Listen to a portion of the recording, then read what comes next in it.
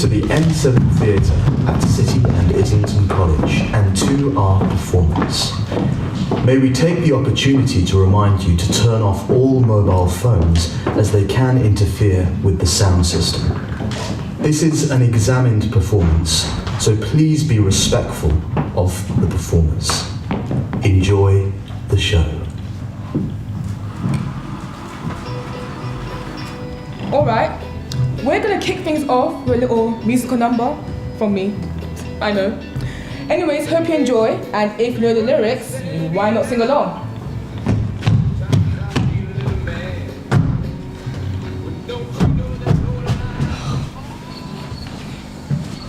Cats? What the? Are those your knickers? These? No, I'm keeping them warm for a mate. How the piss are you? That's what I'd be doing in a graveyard. Dunno. Might have popped in for a chat with your nan. I'm not gonna piss in a graveyard where my nan is, am I? How fucking disrespectful would that be? You should have had a piss in the pub. Well, I couldn't, could I? Because I was stropping off, remember? And the whole point when you strop off is you strop off and you don't come back. Okay. When you strop off, it's all or nothing, you get me? I do definitely get you.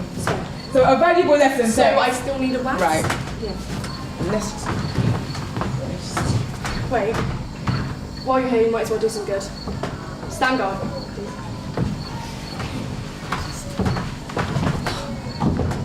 Can you like chat or something? What? Don't sorry. I'm just having a little trouble because, you know, you're going to hear me. When you You can urinate. hear the little tinkle, so just chat. You know how to chat, don't you, Sky? You open your mouth and shit comes out. Chat about what? Anything, I'm not actually going to be listening. Right. Well, nice night. Is it? If you're into zombies, which I am, probably my favourite supernatural monster. You know, I like zombies paid for comic effects in films like Zombieland or Shaun of the Dead. Price for that. I also enjoy the old school killer zombies of the original George Romero movies and more recent works like 20 Days Later. Of course, in 28 Days Later, the most terrifying monster of all is the army major played by Christopher, which is like saying, who's the real monster? Zombies or society? Alright, Okay. I was running on fumes there, like, not even fumes, like homeopathic. Tissue or something.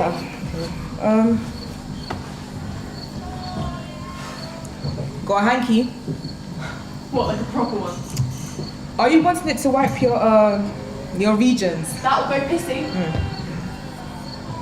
It's my dad's. It's got initials so into Would it. you like your dad's? No. Well then. Fair enough, yeah. Are you going to hand it to me or should I use the force? Yeah, let me just...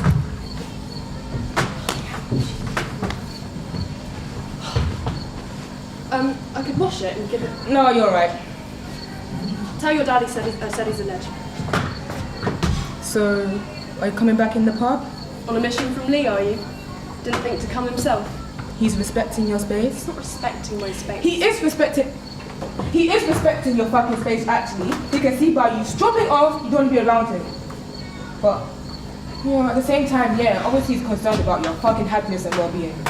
So Lee says to me, Sky, pop along and mind she's alright. Along you pop, Sky. Seems that way. Abandoning you a pint. Well, it's down to beige spit anyway. Striding off into the night. You're a bit of fresh air's nice. What are you, his bitch? No. His mate. And I thought you were... What? Oh, his bitch. Yeah. If you'd have got that 5 seconds earlier, it might have actually been So funny. Lee says, are you coming in or not? Where are you? Because if not, I can just fuck off. What are you even supposed to be? Frankenstein. Frankenstein's all stitched together body parts with Okay. a bolt through his neck. I don't really see it. What you've got in mind is Frankenstein's monster. I am Professor Frankenstein, the doctor who created Frankenstein's monster. So that's it. That's your dressing up. A white coat. Well, what are you? A sexy witch. I know you're a sexy bitch, but you just does. Good one. That's the second time in 5 minutes Okay. you've called me a bitch, Sky. Calm it down. Yeah, sorry. So that's it. That's your outfit. I mean, it's not just like a white coat, you know, I've got like a suit underneath, jacket, fresh shirt, waistcoat, the lot. What kind of doctor wears a suit? My doctor wears a fleece, and you can see his sexy chest hairs poking through the zip. mean, any olden day mad sort of professor wears a suit, watch any When I film. first started going out, Halloween in town used to be mental. And now, it's people like you. People like me what? Ruining it, just Oh. not making an effort. You call that an outfit? It's a disgrace. Well, if it wasn't for my disgrace, you used to have a pissy minge.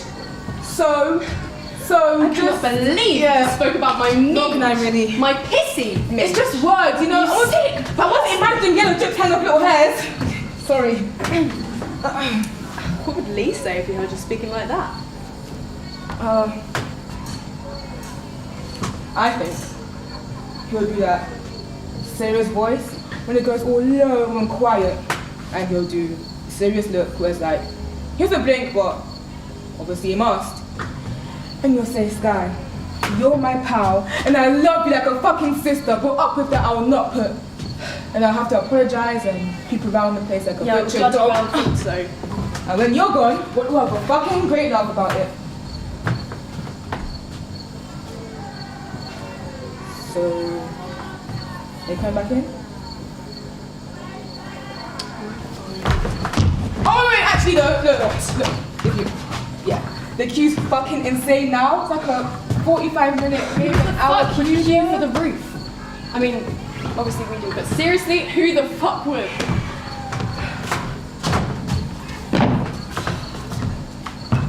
We could just hang here. Hang here. No, hang here for a bit. The queue might die down. We could just stroll in. Hang here in this great. Or queue for an hour with a bunch of townies and valley I commandos. do actually hate townies and valley commandos. Yeah. Who doesn't? So what? We just hang here in this graveyard. Happy Halloween! I'd be fucking freezing if I wasn't hammered up my skull. Yeah. Thank Christ you are. So what if I sober up? Okay. Which do you want? All of them? But imagine I wanted some too. Red and green. Strawberry and lime. Excellent choice, madame. Hang on. These are like test tubes to go with your whole mad professor thing. You actually put some fucking effort in. Nice you noticed. Just not so anyone can see. All they can see is your shit white coat. Yeah, shit white. Oh, is that a new shade they're doing in Deluxe? That's right. Keep your effort tucked away, hidden, and just be a smug cunt by boy, don't you?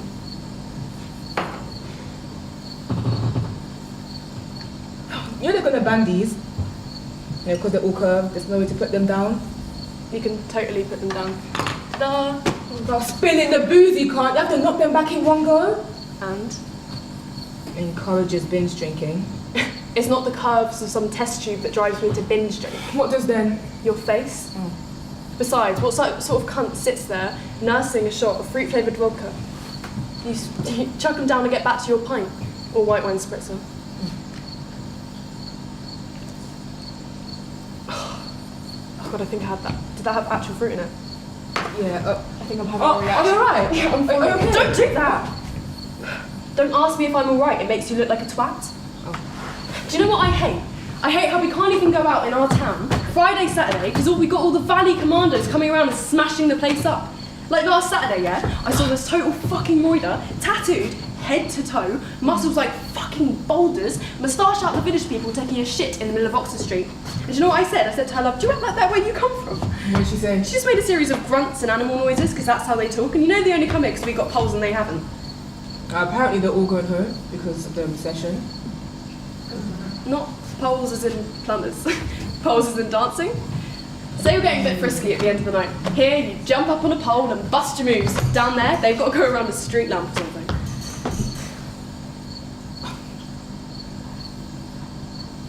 My mum is from the valley. It's great, all the words she knows now. Oh, also it's a Friday. What do you want a prize? You know, you said we can't go out Friday and Saturday, and it's a Friday. Here we are. Don't Ow. do that. Please, don't Do what? Don't take things I've said and then think about them and then say things about the things that I've said, because if you do, it's the actions of a cunt. You alright? Obviously, we've got to go out Friday, Saturday. It's got to be done. But it's better Thursday, Sunday because we've got the trogs back in their holes. What is the difference between a townie I and don't know. us? What's the difference between the townie and us? Oh, that wasn't a joke. I'm like actually asking. Oh. Yeah. Well, a townie is someone who's like always out, like in town. We're always out of town. Yeah, but townies live like closer to town than we do. Oh. So if you live closer to town than us, you're a townie. Yeah. But if you live further away than town than us, you're a valley commando. Simples. You're a bit random, isn't it? It's not random. Random is where you pick something, like at random. This isn't that, this is just a rule. Alright, so what if... Let's just... Oh, we've gone on enough about that topic, please. Yeah, looks like I'll shut up now. Yeah, shut up.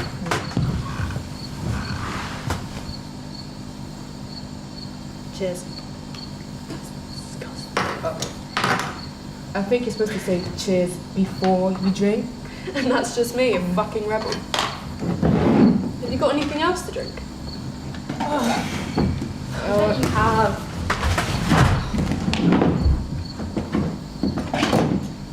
Yeah. I was actually thinking about you the other day now.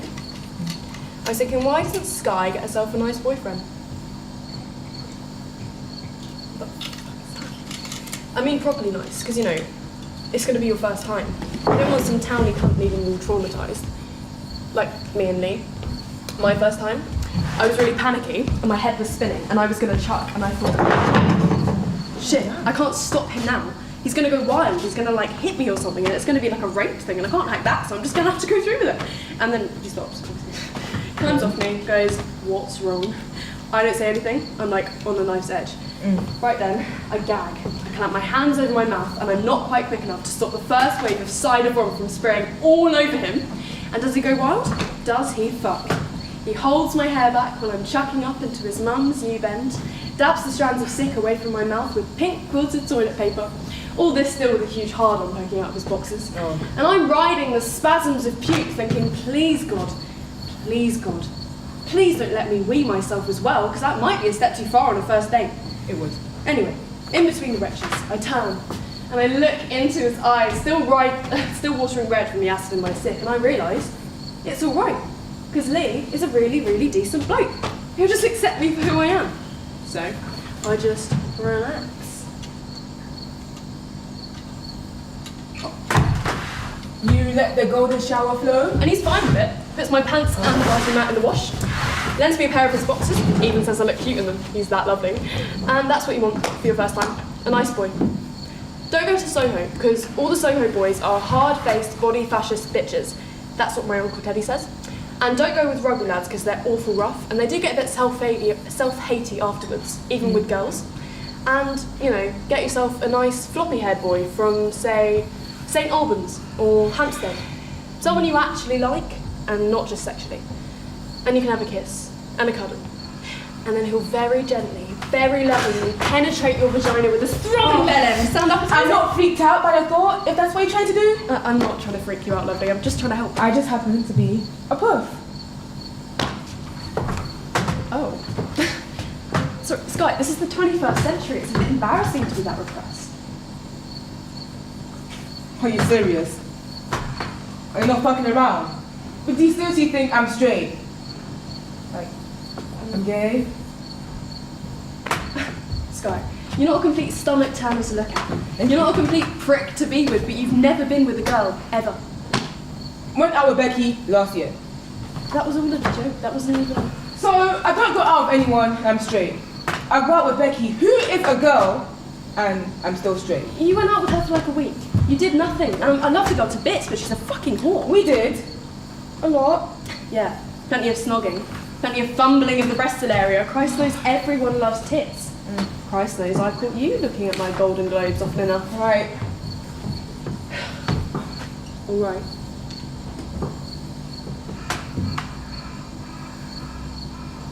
Alright. Okay. God.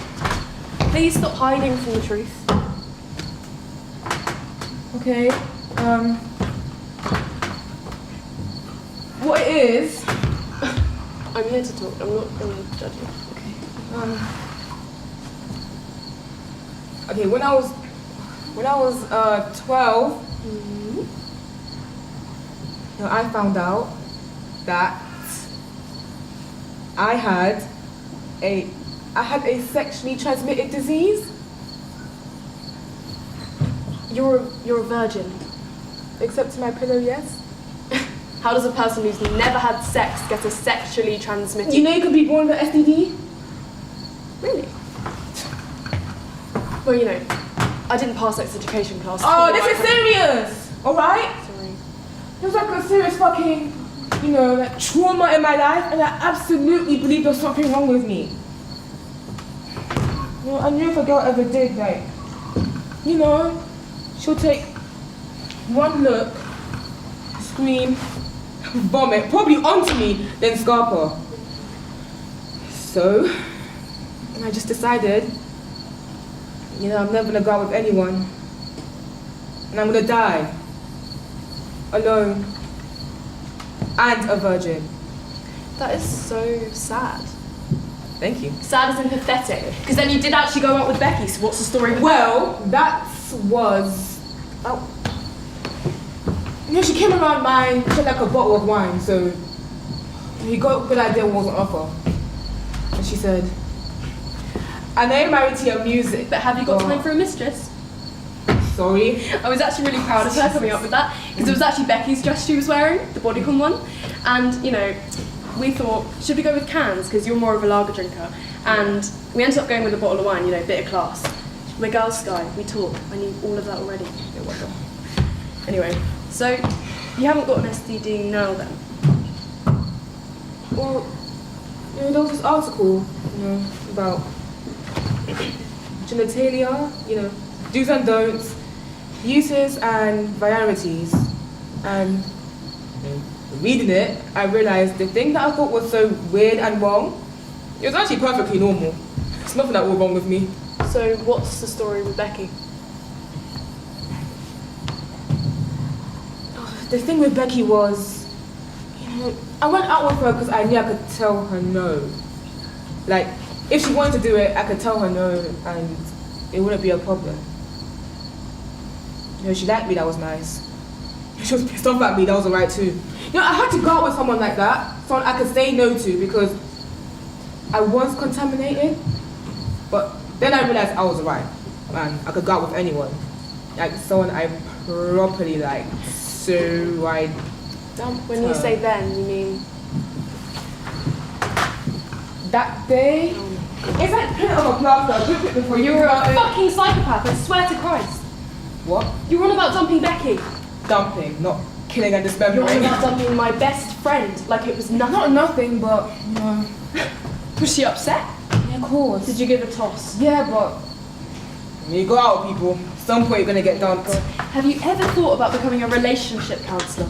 Or like a religious leader? Because honestly, that is so much insight. You've changed the I'm way I look at the saying world. it's gonna happen. Relationships end, which means someone's got to end them. Alright. Okay. One time, me and Lee were having an argument. About what? And I said it was over. You're finished with I him? said I was finishing it with him. Oh. Because I was pissed off. Anyway, he folded up. Like, all of the bones had come out of his body and he was rolling on his back and grabbing his guts like it actually physically hurt. And I thought, wow, this is what love is. Is it? Well, I thought, this guy properly loves me, and I had no idea until I saw him choking too much to even cry. Fucking hell. Breathe a word and I will slice you off. Lee loves me so much. He literally can't go on without me, and that's why he sent you after me. He gets scared when I get angry, Because he might finish it. only out of anger, not for real. But, you know, when I do get angry, he runs off, or I do, and he never comes after me, he doesn't dare. But he sends his puff pad after me to keep an eye out because he's that much of a sweetheart. Didn't know you two ever broken up, We didn't. but for a bit. For like 10 seconds, yeah. You know, I never even thought you two argued. You just seem so happy. And that shows how much of a twat you are. Yeah, well, I didn't know. Everyone It's part of the healthy relationship. And you only argue in healthy ways. Yeah. How do you know the difference then?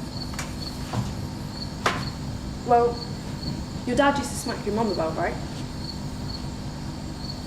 Yeah. Well, that seems pretty fucking unhealthy. So, you and Lee argue a lot then? No. But every now and again? Yeah? Like, how much? Like a normal amount. Every week, every Oh day, my God, every it doesn't hour? even matter how much we actually argue, okay? They've done research. And there's a ratio. For every act of anger, 5 acts of kindness. And it shows that it doesn't actually matter how much you actually argue. As long as you make it up with at least 5 acts of kindness, you're all right. Where'd you read that? On the web? On the web and in an actual book by an actual psychologist. Actually. It's like a known issue. Actually. So, these psychologists say you could be arguing like, let's say, 10 times a day. Yeah. But if you're nice to each other 50 times, does it matter? Yeah. And was that quite reassuring to find out? If anything, it makes the relationship So stronger. you only argue a lot then? It's a very passionate relationship. We argue, we fight, and then we're very nice to each other. Very, very nice, if you get me. Yeah, I get you. I wouldn't think you do, Virgin. Fucking hell. It's... you got to work things out, Sky. When it's a proper relationship, of course you have. So, how will that work when Lee's gone off to uni? Well, obviously that will be different, because, you know, we'll be doing different things, meeting different people. You're going to change. Are you? Well, he is. I'm not the one going to uni. And then? And then what? Then he might meet someone else. Well, there's a possibility, yeah. And you? Well, I'd be gutted, obviously. Do you think it will happen? We don't know, do you? I mean, you do a bit, like, when you look at other people when they go Yeah, off to I know, uni... they're split up, yeah. But, Yeah. you know, I'm ready for that, if it happens. No, it will happen.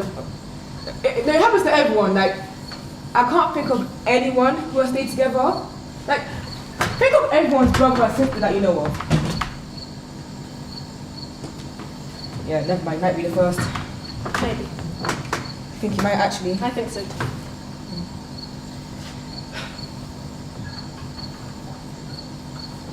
Tell you what. What? It's weird though. What? You just now talking about when he finished with Lee and he basically had a fucking mental breakdown right in front of you, and they talking about Lee going off to uni finding someone else. I said I'd be gutted. Yeah. No, you said that. But you said it very cool, very calm. The thought didn't seem to bother you He's too just much. fucking in, Sky. There's a difference between saying things and thoughts. Obviously, if Lee went off to uni and he found someone else, I'd be in bits. Obviously. Be a bit of a relief though.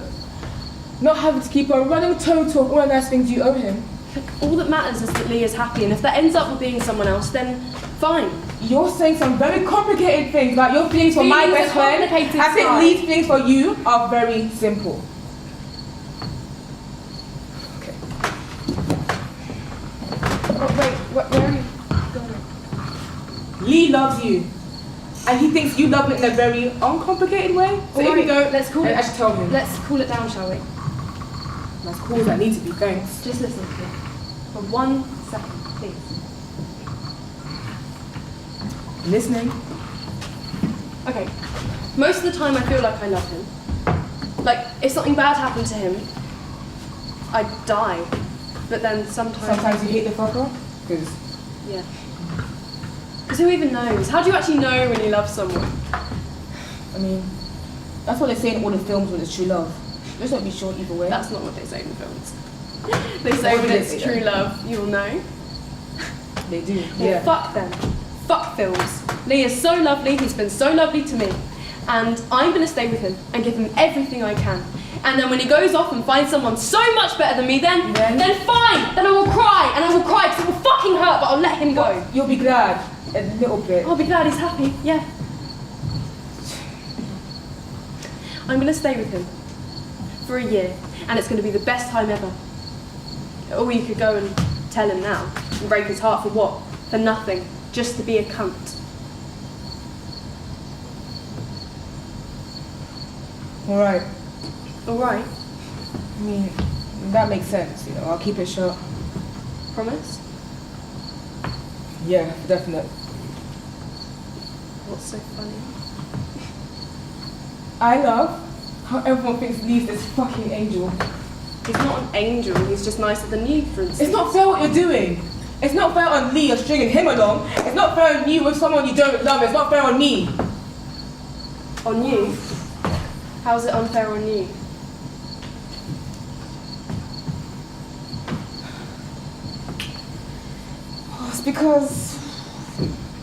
because I like you, Catherine. Oh. Oh, and that's enough actually, because Christ knows I said that enough times in my head. Wait, actually a line is not enough. Okay, wait, that's not that shit. It's because it's a line I came up with, God knows how many years ago. Can you imagine saying it to you? But no, dude, it's fucking lame. What I'm trying to say is, the reason why I haven't been out with anyone is not because I'm diseased or it's not because I'm a puss. It's because I wanted you. And I would never let you wander off into the night because I was scared you were going to dump me. I'd always be here making sure you're alright. And I know I'm not good enough for you because you're so amazing. I'm not amazing. You are. Yeah, you are amazing.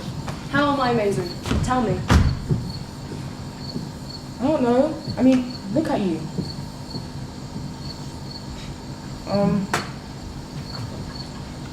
You are a sexy witch. And amazing, and maybe people in the stupid town don't get it, but I do.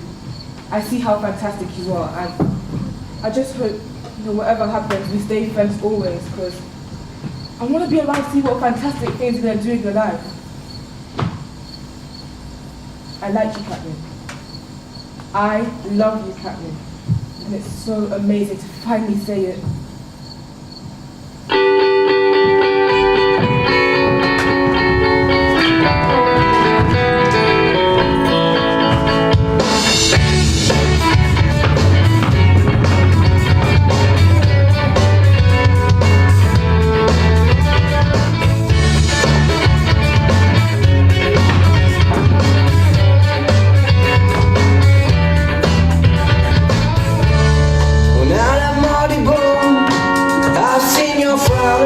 Looking down the barrel. Oh, Cat, you're on.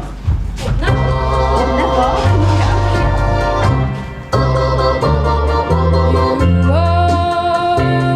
Always hurt the one you love, the one you shouldn't.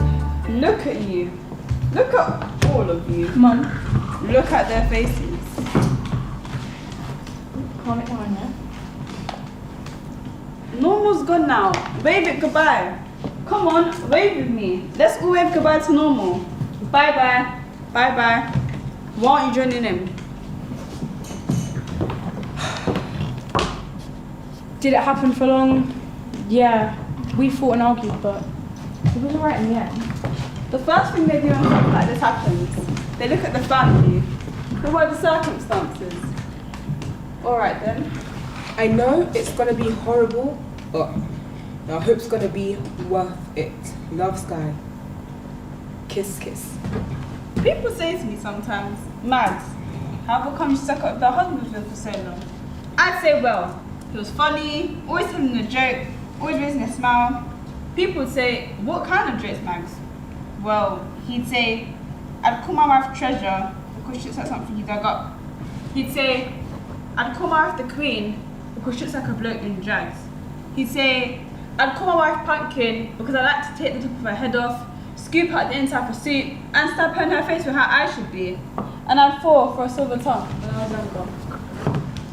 Message 145, home in 20, can you put some burgers in the oven? People say, do you know, Mags, your kids? Do you know what a bastard he was? Why don't you tell them? You should tell them. They got the right to know. Mum, we've got nothing in. And what I give them is nothing compared to what they give me. Mum, we've got nothing in for tea. That was his favourite thing after he passed his test. He could bomb down the beach in the dead of the night, walking in the waves, looking at the deep, dark sky and the cold outs of all them stars. Absolutely loved it. Just call if you need me. He'd always go on about how much blacker the sky was and how much brighter the stars was, just those couple miles out of town. We're at Tuscany 2, the roof's still full, and we hold out the York 26. Those last couple hours I can't talk too much about, but I spent them parked on the lap of a 4-year-old who kept the drinks coming while his ring middle index did the old up and under. And I leaned in and I said, what's your daughter's name? Because like maybe I know her. Like from school? It's happening now. It's happening again. Let me know how it went. Lee ran, jumped in his mini, and he was gone. I am never going to be free of this. I was walking home, and the heel of my shoe come off. I can't remember the step I took wrong, but I remember hearing a crack and twisting my ankle and thinking, fuck, I broke my fucking ankle. But then realising it wasn't my ankle that was broken, it was my shoe. And I was super relieved because even though they were basically my favourite shoes, I was alright with it. To show how right with it I was, I chucked them in the bin. I love you. Can't believe I get to write that. Later on I thought, that's fucking stupid because you can get your heel fixed. I bumped into a mate and they said, oh Bex, look, your foot's bleeding. And I must have stepped on glass or something. There was these red blotches following me around, showing me where I'd been. Here's one thing that kills me. Here's what just kills me. All that night, I was planning on worrying about the electric was gonna go off. I had 20 on a token and I put it through, but the bastard didn't work. A bloke in the garage said, can't help you love, you put it through, I can see the mark. All I could do was buy another token and hope that one would work. And all I needed for that was money. Message 645. Yeah, will do. You've only told me about a million times. I'd been through the house like a robber and turned up maybe 80 pence in change. But then I found a scratch card he'd given me on Mother's Day. And there's nowhere open I can collect on the scratch card but be back to the garage before it shuts at 10. And so I'm into the bells, I'm asking Hugh, not for a lend but for a swap. Because a winning scratch card is basically like money in hand. But Hugh... Mum, Can't we just give me a call? Mum, we've got nothing for tea. And I'm telling you now about him. And it all comes over me. The memory of him. How can it be when I'm remembering him? Even when I'm remembering him. Should I get you some chips with yours or? I hear the couple over the road. Ken and Jan. Lovely, both of them. Ken's a bit older, got cancer in their throat. But they're letting him go so he's got what time he's got. I hear Jan helping him into the car and she's saying, are you sure he feels like going? It's everywhere. It's too much. Mum. Dexter, get chips. Actually, don't get chips. What the fuck you asking me for? Because you know the street pastors, if you've been out, you know them. I'd always thought the street pastors were just a bunch of cunts really, because they're in their little street pastors gang, with their little street pastors anoraks written on them, like they're so fucking pleased with themselves. And sometimes you feel like they're looking at you like you're a stupid drunk slag. So I decided to go up to them, give them some chat and said, my shoe's broke and now my foot's bleeding, and they gave me these flip-flops. Like for nothing. Bless my child. Thank you.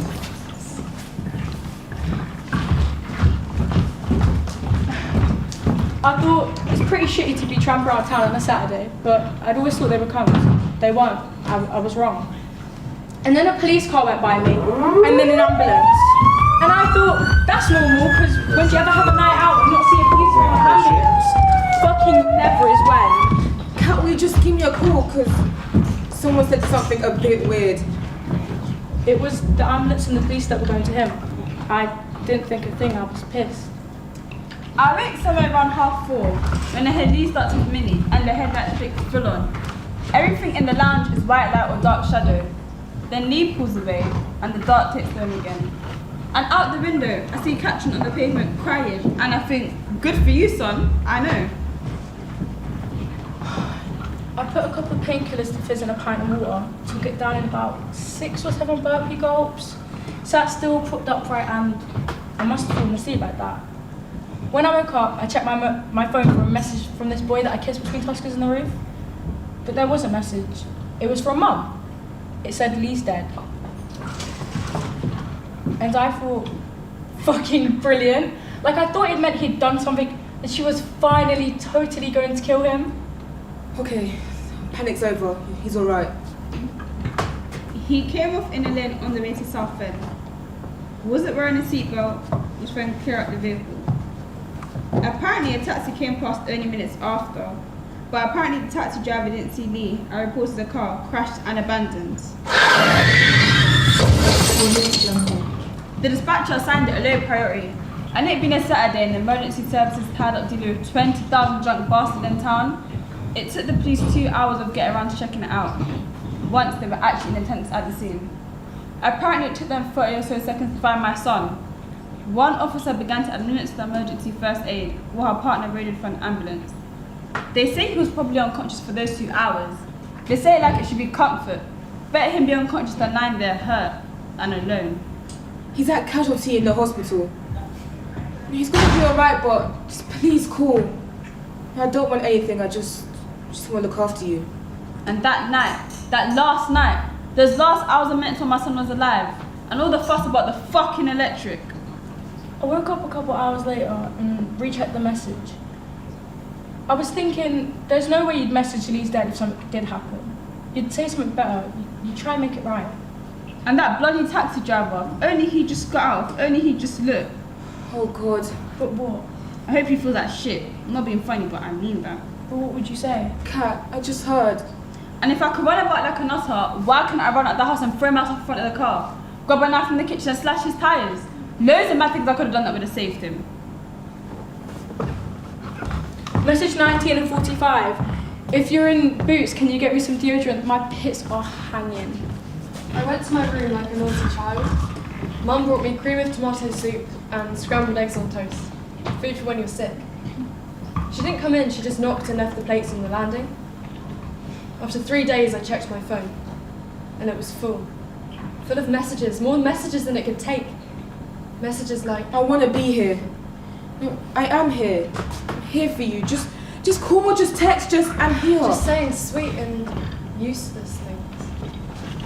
I remember staring at my ankle once, this was probably at the age of 10, and thinking, the veins are really close to the bone. You can even see your pulse, all that bumping away. Come on, have a look, you can see it. But I was thinking about the flicker under the skin, and if that ever stops, then we would too.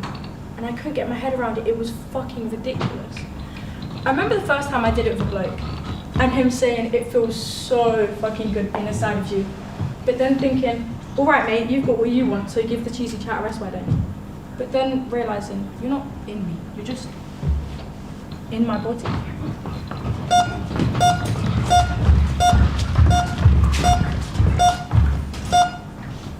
The pinging stops. They switch off the machines. You're waiting for him to cough, for his eyes to open, for the nurses to call the doctors, and the doctors start bang, bang, banging on his chest. We look ahead into time, and you can cast your mind back and say, that was a close one, son. You had me bloody worried then. But these things you're waiting for don't happen. A nurse brings you tea, and they get on and tidying up, tidying away, tidying around you. And you wonder what it is that's wrong, what it is that's bothering you, and it's the clock ticking on the wall when it should have stopped. And every tick is taking you further away from when your son was last alive. Message 22:45. I know, I'm sorry. He didn't tell. I saw his mum and He said you and him had a fight, and he wanted to see you so you can make it up. He was gonna use it. You know, the drips in his arms, the machine pinging away at his heart. He was planning how he would guilt you into going back out with him. You know, I would never do that. If things were normal, if this was a normal conversation. But it's true. I'm sorry. I'm not sorry, actually. He softened me for definite, because I'll never say things like poo or doo-doos. Thought it was pathetic, a grown-up saying poo. I'd call a shit, never a number 2. But then he was born and I knew I couldn't say, look, he's still got shit in the fat fold of his thighs, best give him another wipe. Couldn't do it. he was forgiving me. Was he? He was letting me off. Was he? That's why he didn't tell everyone what a fucking bitch I'd been. Or, I'm just putting this forward as another way of thinking about things. You know, say he plowed into a gang of kids walking home from town. Say he killed one of them. We'd be thinking, selfish cunt. Well, I'm thinking it now, letting you off, like, fuck. Aw, has he still got poop in the little fat fold of his thighs? Poor little sweetheart. And on the 3rd day, I got up and I met up with Sky and we got drunk, obviously. Shall we then? Do you wanna just, you know, is this the moment? What else is at the moment for Sky? What? We could do anything, you know, like drink more, watch a film. Watch a fucking film. Do I want to sit here and watch a fucking film? Do you fucking think? You could do whatever you want. I can't do what I want, Sky. But what do you want to do that you can't? I want to make it not happen. In the olden days, they used to have loads of kids. She went to pieces. I mean, of course. I thought in the olden days, they used to have loads of kids because loads of kids died. And you wanted to have a few left to look after when you were going on. But that's not it. In the olden days, they used to have loads of kids because when one dies, it's the others that keep you going. Do you want some chips with yours or? It's happening now. It's happening again. Might need a bit of space for a bit. Is that the best thing? Yeah. For you to be on your own? Yeah, it is. You know I could just like stay here and be here, just not say Yes, anything. it fucking is the best thing to be on my own, alright? Do you want some fish with yours, a Peter's pie, a sausage, anything? It's happening again. We used to go for chips, every dinner time. One day you said, do you think you'll go on after you die? Or is that just it? Once you're gone, you're gone. You thought it'd be handy to know either way. So far, no one in history had figured it out yet. Then you said, well then guys, looks like it's down to us. We decided whoever ghosted first should return and use their poltergeist powers to turn off a light. On October 10, 10 o'clock precisely. Or the 10th you said. Never gonna forget that, are we? We spat in our hands and shook. I shook Welly's hand. Welly shook Rob's hand. Rob shook MacArthur's, then MacArthur shook yours. And he shook mine. We'll shake a spit round the gangster with our oath. And that for the rest of our lives, on the 10th of the 10th, at 10, we'll all be looking out for a message from the dead in the dying of an electric light. And then we had to finish our chips in the wrong hand because our right hand was covered in spit.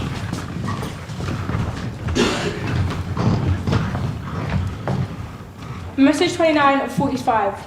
No thanks. I would pray for disasters. Every night the music answers my prayers. Have you seen this stuff? No, what is it, Mum? Land celebrates from Antarctica raising global warming fears. Just gonna eat nothing. I lapped it all up because my son lived 17 good years and died just in time to reach the end of the world. That would make sense.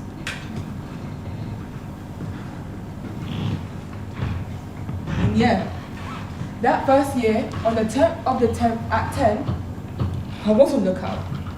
Now I told myself I was honoring him, remembering him. I sat with every light in the house blazing, waiting for my split brother to show. None of us had said, but I talked to Hugh, Welly, and Rob afterwards. They all done the same. You know, my sister said, you'll get a message from him in the end. Well, of course you will. She said, if you wait enough years, one of you will have a bulb go or a fuse blow. And maybe it won't happen at 10 o'clock, but at 10 too. You know, that still counts because it's all about the 10s. You'll get your sign. If you want it enough, sit tight till it comes. But I sort of thought, if a bulb went or a fuse blew and it happened at the exact time you were waiting for a sign, then there would be a sign. Wouldn't it? Like say it's 10 o'clock. I know it's not, but it's still pretending. And the lights turn off right now. The very second we start pretending, that would be a message. Right? And even if it's because someone tripped over a wire or someone pressed the wrong button, that would still be something. That would still tell us something. For definite. Message 29 of 45. Sunday. The funeral. Well, at the funeral, you know what happens? You hear people when they lose someone, they keep the room the same. So I've done that for a while. But now it's like a room that no one lives in. And every time I look at it, I can't help but to think, what must be happening to that beautiful body down there in the ground? I'm gonna go put some flowers. Do you wanna come? I decided to be normal, like things were normal. I pulled open the curtains, pushed open the windows, started gathering up the boxes, t-shirts and socks, and I'm 2 steps away from the washing machine. I mean, you wouldn't see it from day to day, but there was days where she wouldn't leave her room, she wouldn't wash. And then I come home one day and she's on her phone ordering these JML vacuum bags, and she's all hyper. They've got an airtight seal. Okay, but what do you need that for? For this. She's got a bag filled with Lee's old clothes. Now, of course, the bin bags are just temporary measure. When we get the JML vacuum bags, we'll be able to keep the clothes sealed, so they won't lose The smell of them. And I was so close to washing them. So, yeah, some progress and then straight back to step 0. It was the 3rd year after he died. A message finally came through. There was a lamp on the table next to me. At 10 o'clock, on the 10th, at 10, I realized the bulb was flickering. And, it occurred to me if you could slow down time, what looked like a flicker could just be the light turning on and off, just really quickly, like 2,000 times a minute. But then I realized, I need to slow down time because I can see quickly enough to count the flickers. Then I realized the flickers were a form of Morse code. I sat for maybe 2 hours staring at the bulb till I was sure I had the patterns of the flickers right. Then I spent the rest of the night on the web, deciphering the message. And what that flickering light bulb had said was,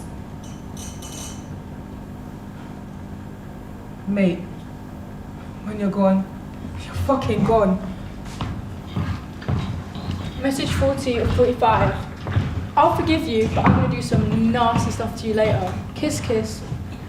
Message 41. Mom, I'm so sorry. I think I sent you a message meant for Kat. I didn't leave town. It wasn't like a big deal, Katrin leaves town. I went to stay with my dad. And that was easier for me. Because here you have everyone putting on their sad faces and watching what they say. And it's easier to not deal with that. Of course I came home to see Mum. I just didn't go into town. I didn't really call anyone. And that was easier for me. And soon enough people stopped calling me anyway, so it seems like it was easier for them as well. I spoke to these people from Cruise for bereavement, and I was asking when Mum would maybe start to get better, and they said, well, you can't expect anything from a year or so. And I thought, fucking brilliant, because the first year is just reminders of the first birthday, the first Christmas, the first summer, The first breath, all these really, really big markers. the first night, the first morning. And when you're thinking about it, it's the first time we're doing that without the person that's actually here, so it makes sense. The first time you fill the kettle for the first cup of tea. The first time you take his rubbish out and there's a volcano of crap spinning from his bin. The first time the light bulb goes and he's not there to fetch spare from on top of the cupboard. The first time you get an official letter for him and you have to phone them up. The time you realise letters for him have stopped. The first time someone goes, how many kids you've got? And without thinking, you get the answer wrong. The first time the snow falls, and you think he loves snow now, just like he did when he was a little kid, and you hope he'll never lose that, no matter how old he gets. The first time you see the stars. The first time you see the stars. On any particular night. Message 45 for 45. Yeah, will do. See you later. The first time someone goes, how many kids you've got, and without thinking, you get the answer right. I didn't expect her to get married in the first year and she didn't. The first time you get a new phone. You could just print it out. It's not the same. How is it not the same? Because I can't carry bits of paper around with me. Well, I mean, obviously you can. I want them on my phone, so I could read them on my phone. What do you want me to do about it? I forward the messages to you, then when I get the new phone... But aren't they already in your sim? Are you trying to finish me off? Are you? When I get the new phone, you forward them back to me. I spent that night sending 45 messages from my dead brother to my mum, her dead son. There's a lot of that sort of thing. Thank you. Thank you for being a help.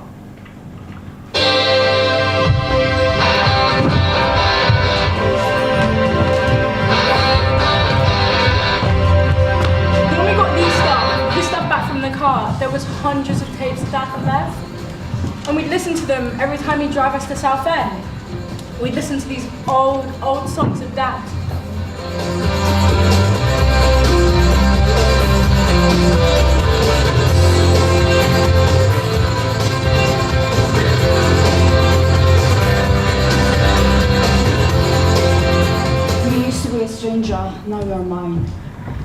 The conversation's tailing off, and I let it.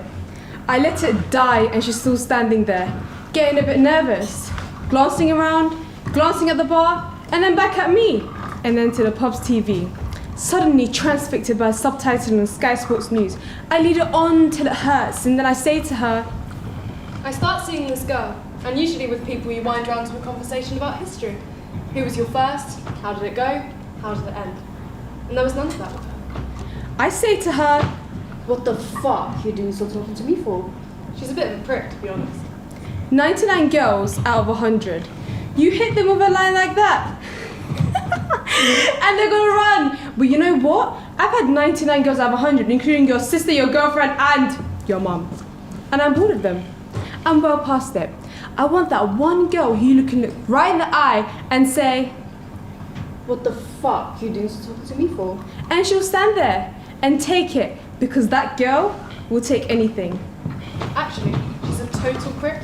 But a prick is all I can handle, so fair enough. We get back to mine, and she collapses, spark out.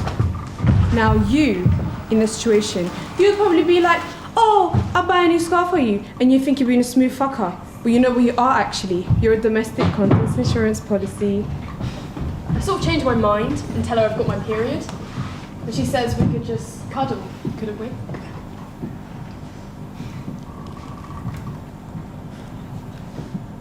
I lean in and I kiss her hard. I bang my teeth on her teeth, and I bang my teeth and I push my tongue right to the back of her mouth. She staggers back, looks a bit bewildered. I wake up on that sofa, and there's a torn out page of Cosmopolitan. Our burial school says, where are we? And gives an address, a little map, showing the nearest bus stop, and a message next to it, saying, don't call, which means do call. So I don't. So she calls me. Of course she fucking does. And one of those days, things are rattling around my head. I call her, and at the end of the night, the bouncers are circling. We head off to the next place, or maybe home, and I realise I've left my scarf behind and the pub is locked up. Now, you in that situation, you would probably say, oh, I'll buy a new scarf for you. And you think you were being a smooth fucker. But you know what you are actually? You're a domestic contents insurance policy. Boring! I hear her touch down in the beer garden, run inside the pub, bouncers shouting, and then, bloody it! She scrambles back up the beer garden wall, my scarf streaming from her hand, and she jumps. A stunt like this is about showing a girl you're unlike anyone she's met before. You're spontaneous, wild, uncontrollable. Time spent with you will always be an adventure. She flips midair and comes down sideways and screams. Ah! I've never heard anyone scream like that before, but apparently it really, really hurts when you break your pelvis. I can tell you, it definitely does hurt, yeah. Do you know what kids do to remember him? We said we go out every Halloween and Lee's memory. They go on the piss, obviously. We said every Halloween we meet at Jackals. 50 Keep memory years. alive. 50 years people start making excuses. In 5 years, every fucker forgets. They don't forget. You don't forget, but the memory isn't enough to move them anymore. And first there's the ambulance, and then the paramedics, and then the doctors, and then the nurses, and then they send the prick home. Jesus Christ, talk about disco damage. So, give me a ring. Do you need anything? What, are you going? Did you just shrug? I can't walk, I can't do anything, and you're just shrugging at me. Do you want me to do something? Yes, What is it then? I thought you were gonna, No, I don't. look after me. Did you? Well, duh, Why? because we're young, It gets so that sometimes I go into the toilet and just pretend to be having a dump so I can get a few minutes away from her. And then I hear her voice. I get to know the way she says my name, Catrin! with the rin bit rising at the end. I know it, and I hate it, because it means another fucking thing she wants doing. And when I was little, I remember thinking love was this fluffy cloud, this feeling, just being really happy all the time, but lying on that cold, damp, slimy bathroom floor, wanting nothing more than just to be allowed to stop. And there was this space inside of me where all the lovely, fluffy feelings should be. And as the weeks went by, I realised the space was filling up. There was this hard and heavy feeling in my guts. and this hard and heavy feeling would not let me walk away. I lay on that sofa, felt all those hours go into nothing as my body turned pale and soft. Nothing existed outside that lounge. On telly, I watched any live event I could find. Tennis ball, volleyball, horse riding, anything to let me know that there was still a world out there. And Catherine? Cat? Alright. I was calling and calling. Sorry, I needed it done. Right, okay, done. Apparently it was only a couple of months until she had to learn to walk. Fuck! Fuckity fuck! And obviously that hurt. Bollocks, you bollocking shit! And I would watch her Titties! Release! Fuck, bitch! in agony. Can I stop? Just do one more sec. The physios have do them twice a day. And? That'll be 10 times a day. I do them again. Don't you want to get better? Of course. Well, go on then. Once I got my legs back, I wanted to use them. I went down to the gym once or twice, but it was just lifting these blocks of metal up and down. I wanted to be out, looking around at everything, looking down at my legs, pushing me through the road, down streets, through parks. Made it to the barrage today. Is it? Am I babbling? I'm babbling a bit. It's these fucking endorphins. This is you. This is all you've done. I don't mean just like me. Cat? I'm just popping to the shop for some milk. And I thought that was a bit weird. And then I heard her car door opening, and I thought she's obviously not going to shop. I heard her car start. I sat down. I thought, well, fair enough. I see your point. It's happening again.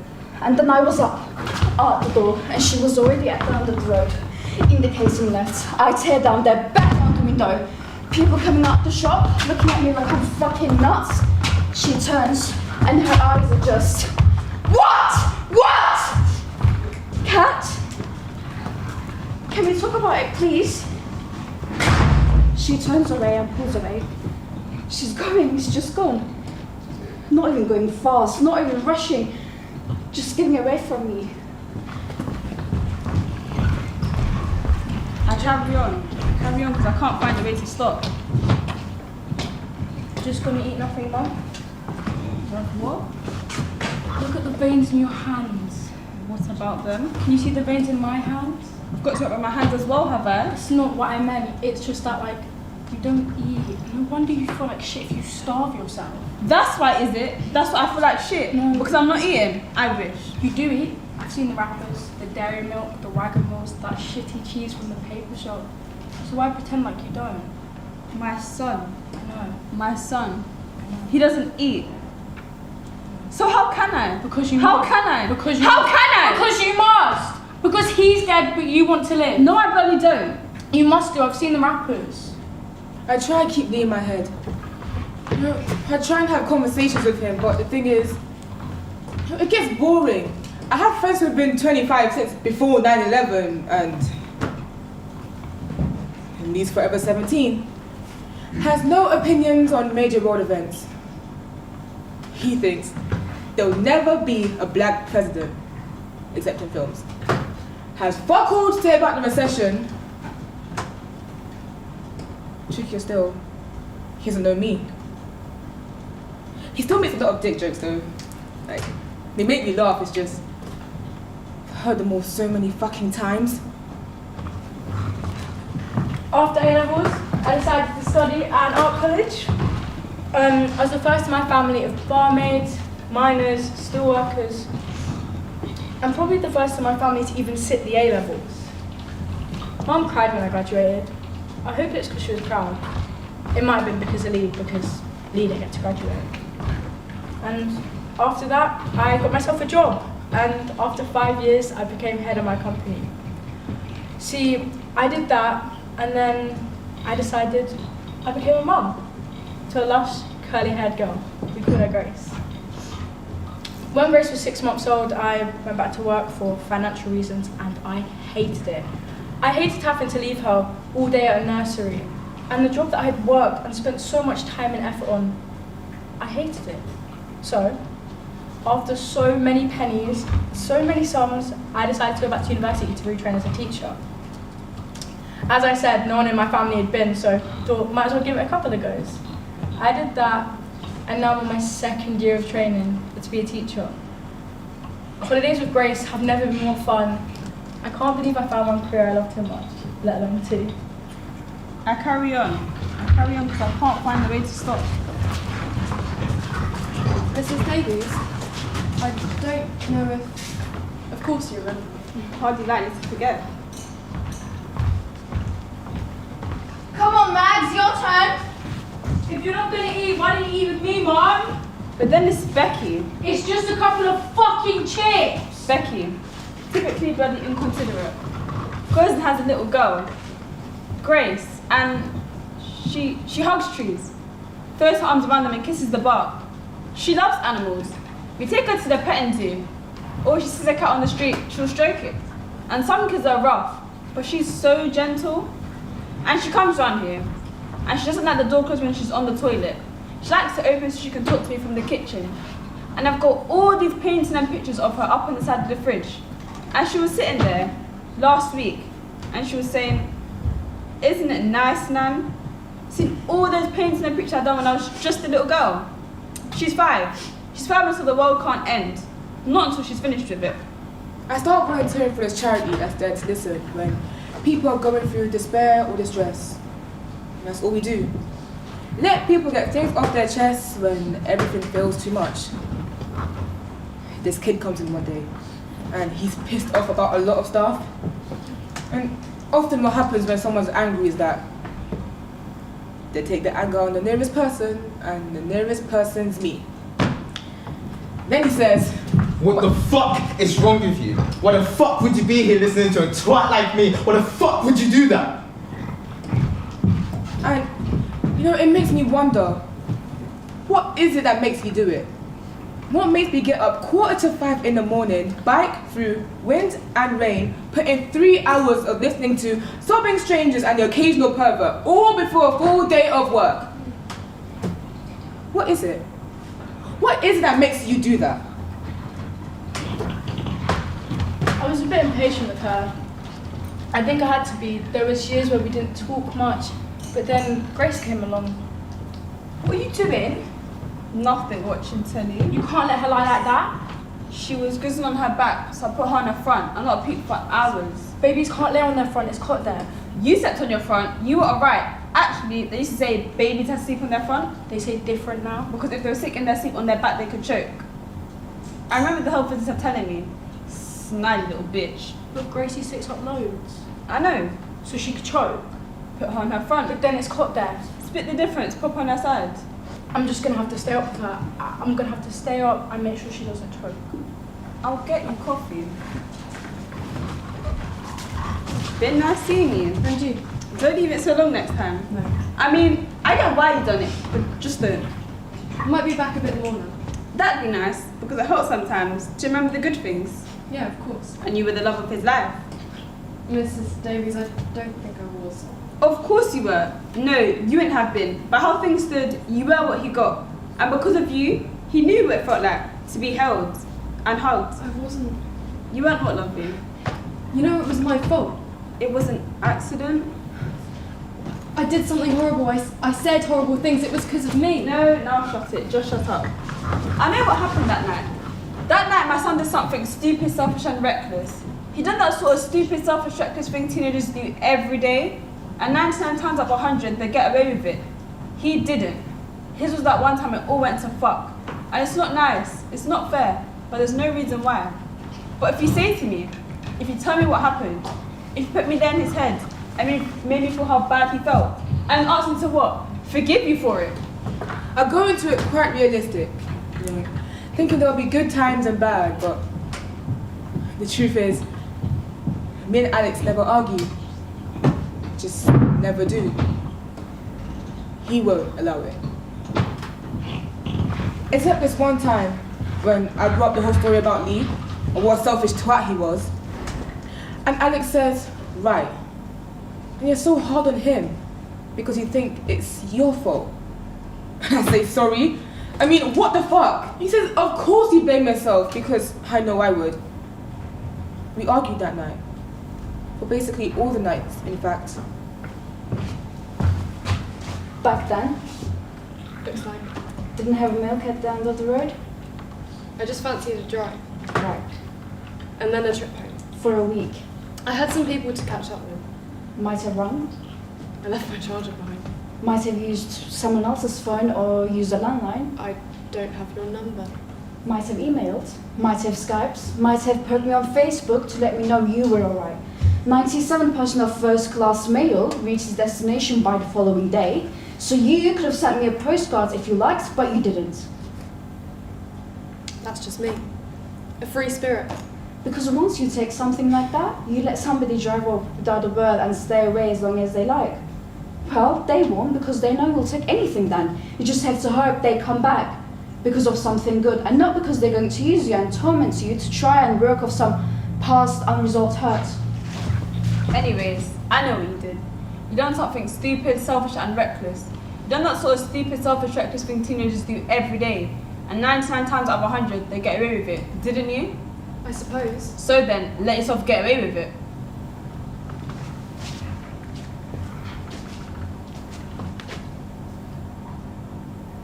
I used to make up stories about what Lee would have done, who he would have loved. They were so detailed, intricate, pages and pages of writing. Like an actual autobiography. Alex found them, and he cried. And he's not the type. He said he should do something with these. So, I did. I put them through the shredder with our bank statements. Just another night of carnage in the big end. Great for a few hundred blurry photos on Facebook and hungover gossip in the morning. He wasn't an angel, but he wasn't alright though. But all anyone can remember now is that he died, and I just wish you could have met him. No, it never gets better. That moment you realise he's gone, it never goes and it never gets easier. I'm alright. I'm not amazing, but I'm alright. I can say that. With Grace, I start to see what Mum went through. When you're young, all that you know is that you're here. You don't know what it feels that somebody carried you, cared for you, that you couldn't even hold your own head up. So much goes into a kid. And sometimes, you may feel like you're worthless, but the very fact that you're here feeling so bad means that you mean the world to somebody, and you've just got to fucking hold on to that. He says, you promised me. He says, you promised me I'll wake up. And I say to my own son, close them eyes, baby boy. Mum will be here when I wake up. And I still am. I still am. I didn't think she'd get better, but it's kind of different now. I'm gonna go get some chips. Do you want anything? Ask them if it's fish or haddock. If it's haddock, alright. If it's cod, don't bother. What? Nothing, it's just, you're so fucking fussy.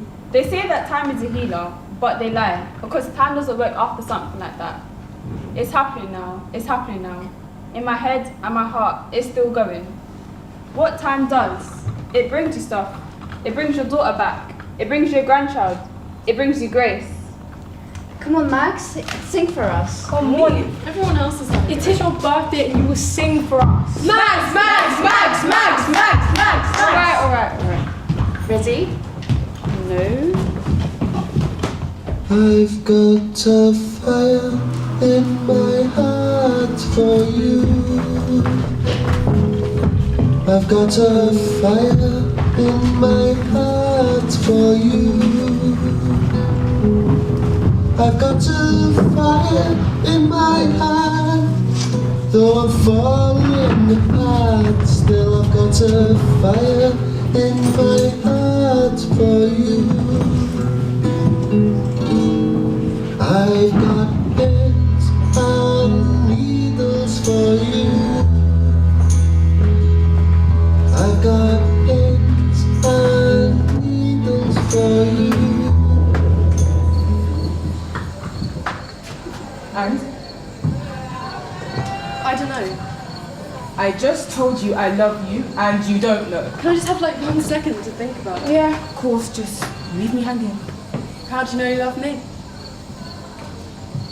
You know, I think about you all the time. And in case you haven't noticed, I'm the one who chases after you when you drop out of the pub. So, Well, you're a lot easier to talk to. A lot easier than me.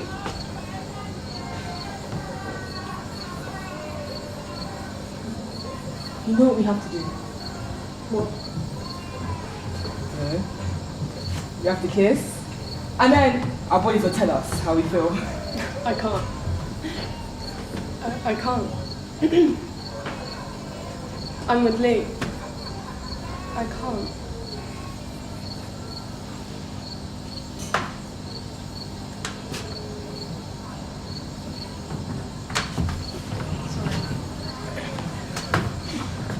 Well, I can't believe I was about to kiss you. like, you couldn't believe it was happening. But it was. Like, you couldn't believe it was happening to you.